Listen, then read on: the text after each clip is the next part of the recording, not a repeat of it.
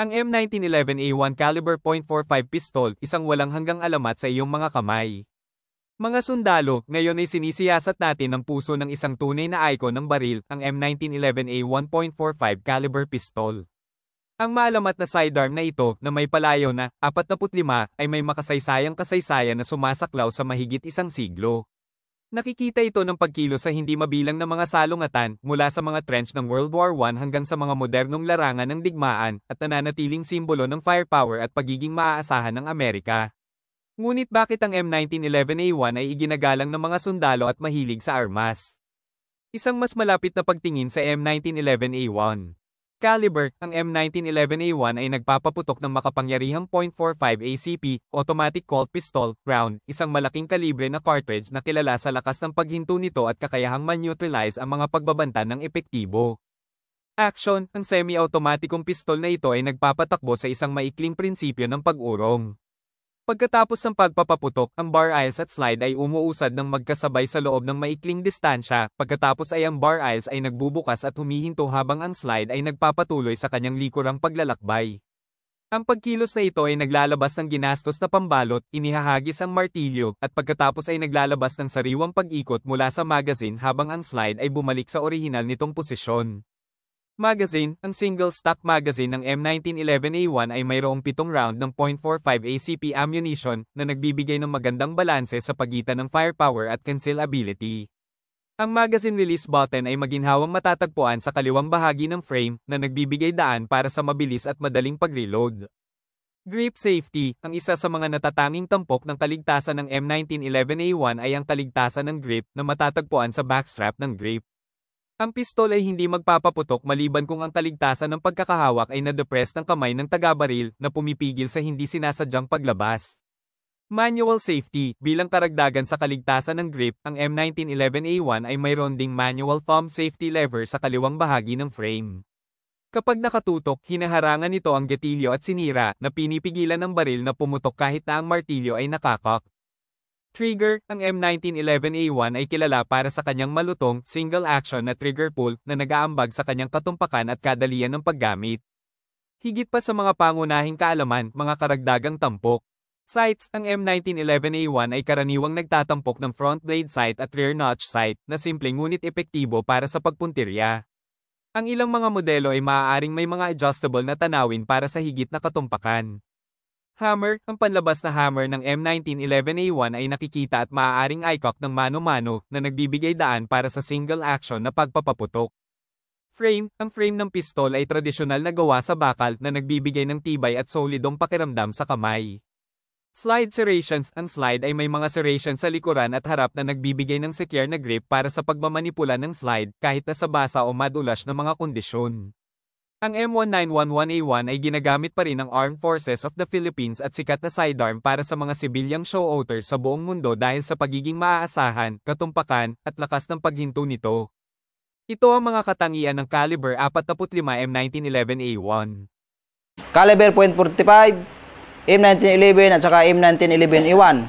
Air-cooled, semi-automatic, inertia type, lightweight, recoil-operated, magazine-fed, and hand weapon. The rate of fire is limited only by the soldier's ability to rapidly change magazine, aim, and squeeze the trigger. So yung kanyang rate of fire, depende yan sa firer. Kung gaano siya kabilis kumalabit, gaano siya kabilis mag-change ng magazine. So bore diameter, 0.45 of an inch. Number of lands and grooves, 6. Length of barrel is 5.03 inches. So length, 8 and 5/8 inches yung length niya. Weight, with empty magazine, kung mayroon itong empty magazine na nakasalpak, is 2.47 pounds. With loaded magazine, 3 pounds. Chamber pressure, so yung maximum is 7,000 pounds per square inch. Yung pressure na kaya ng chamber.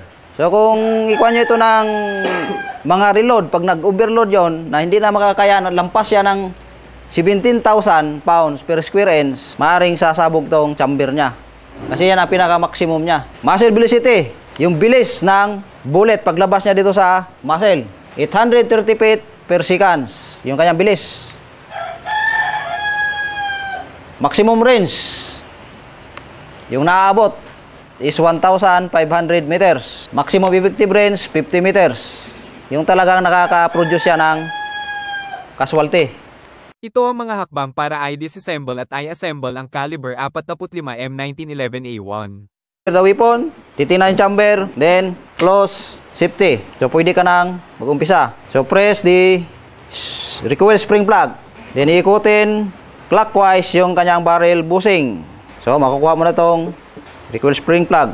Then release the safety. Tutulak yung slide. Ito yung slide stop.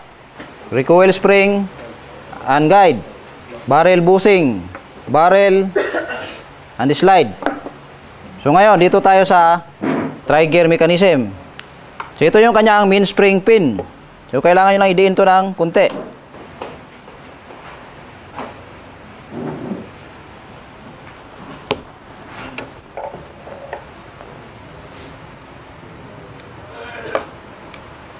So ito yung kanyang mainspring pin. Ito yung mainspring. Then open the hammer. Ito yung safety lock at saka safety grip pin. Ito yung kanyang safety grip. Then yung hammer pin. Then the hammer. Then the shear and disconnector pin. Ito nga yung shear. Ito yung disconnector. Then ito yung kanyang lip spring. So maraming function ito. Tatlo ang function niya. Ito yung safety grip spring, disconnector spring, at saka trigger spring. So dito sa trigger, maraming nagkakamali nito. So kailangan ito, i-push mo na siya ng kalahati. Pihit ng counter clockwise. Then, tanggal na siya. So ito yung kanyang magazine cuts. Ito yung kanyang trigger. Ito ngayon yung kanyang receiver. So dito na naman tayo sa slide. Marami pang dapat tanggalin ito. So itutulak nyo lang itong firing pin para matanggal nyo itong firing pin stop. So kailangan takpan yan. Ito yung kanyang firing pin stop. Ito yung firing pin.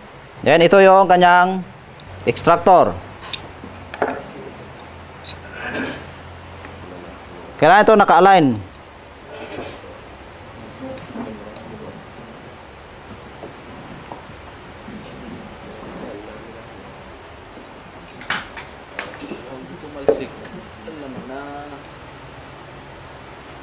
Then itong kanyang receiver, trigger. Then the magazine cuts. So kung gaano mo ito tinanggal kanina, ganoon yung pagbalik. Kanina counter clockwise. Ngayon clockwise siya. So press clockwise. Then susunod itong shear at saka disconnector. So ang forma nito ay ganyan. Nakaganyan siya, ganyan yung forma niya. Then ipasok sa butas. Ito yung kanyang pin.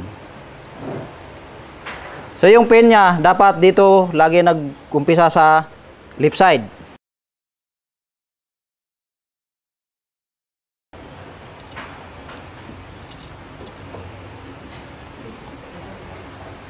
So kailangan matandaan niyo yung function nito. Lip spring.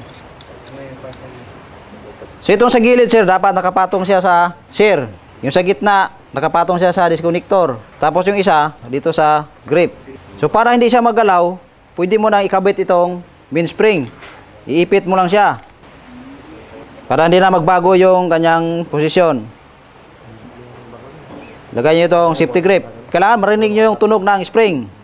Then itong kanyang safety lock. So itong kanyang safety lock, hindi ito makabit kung hindi naka-open. So i-open mo siya. Kailangan alalayan nyo rito.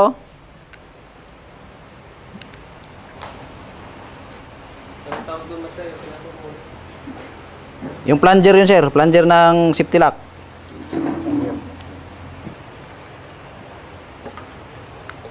Then alalayan yung plunger.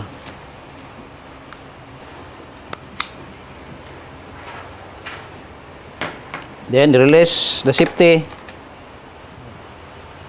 Tulak nyo ito para mag-close yung hammer. Para hindi kayo mahirapan maglagay nitong spring pin.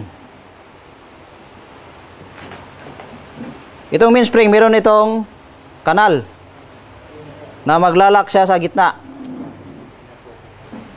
So ito, pukpukin mo lang siya ng konti.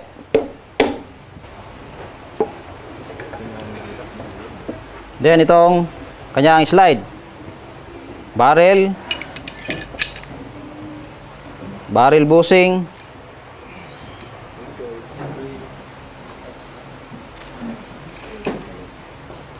spring and spring guide.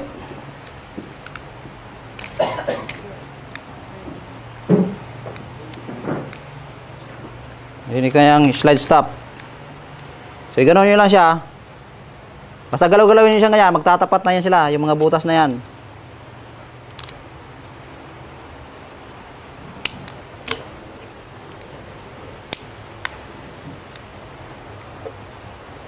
Then yung kanyang spring plug.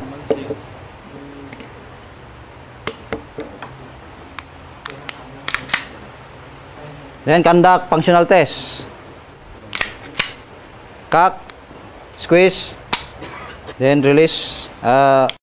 Mga sundalo, ngayong na-explore mo na ang maalamat na M1911A1 na gawain, isa na kayong hakbang na mas malapit sa pagmaster nitong iconic na baril.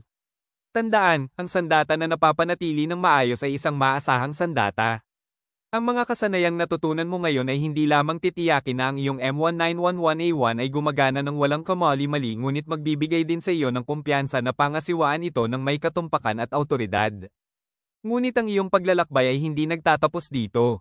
Ang M1911A1 ay isang versatile tool na may kakayahang higit pa sa field stripping. Sa mga susunod na video, sumisid kami ng mas malalim sa mga kakayahan nito, tuklasin ang mga advanced na diskarte sa pagbaril, mga opsyon sa pag-customize, at papel nito sa kasaysayan ng militar.